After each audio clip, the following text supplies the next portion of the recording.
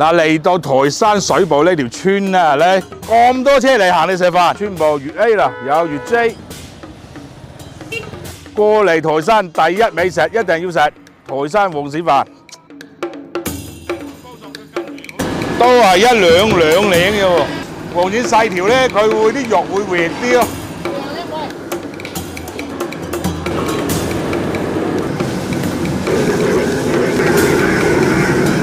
嗱，我嚟台山食黃鱔飯都食咗好多次啦，我今次真係大開眼界。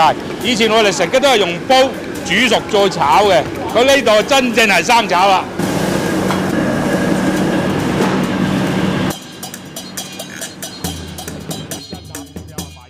嗱，試試你嗰個招牌黃鱔飯先，哇 ，N 到水咧香噴噴啊，我都流晒口水，咦呀，超多料啊喂！哇，佢成條舊葱啊！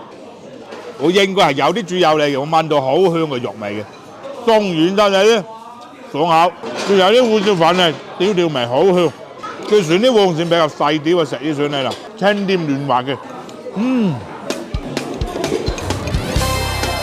哇！呢啲鴨仔魚喎，好嘢喎，就係得個嘴唔食得嘅，全部都食得。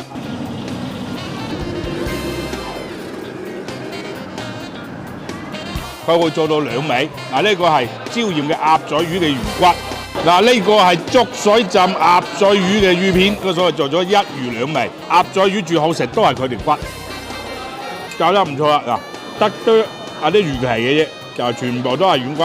嗱呢條魚骨啊，外脆外嫩，出邊係脆卜卜，裏邊係有汁嘅嫩滑嘅，你都送酒一流，真係。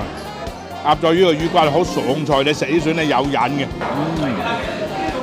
用竹水嘅夾，好大一條食啫，因為80蚊吊啊嘛，都幾間廠，一魚兩味，個大到爛啊！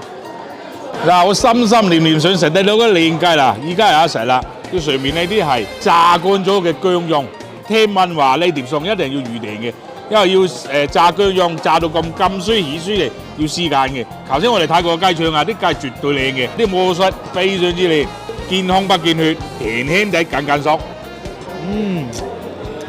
哇，好正喎！好濃郁嘅雞味，薑絲嘅架子咧，全部係薑嘅香味，冇薑嘅辛辣味，緊緊夠一啦，一口就脫骨。嚟到浸雞咧，係爽嘅。佢呢個浸雞嘅功夫好練咧，個雞菜啱啱好入味。唯一佢啲佢就太多油。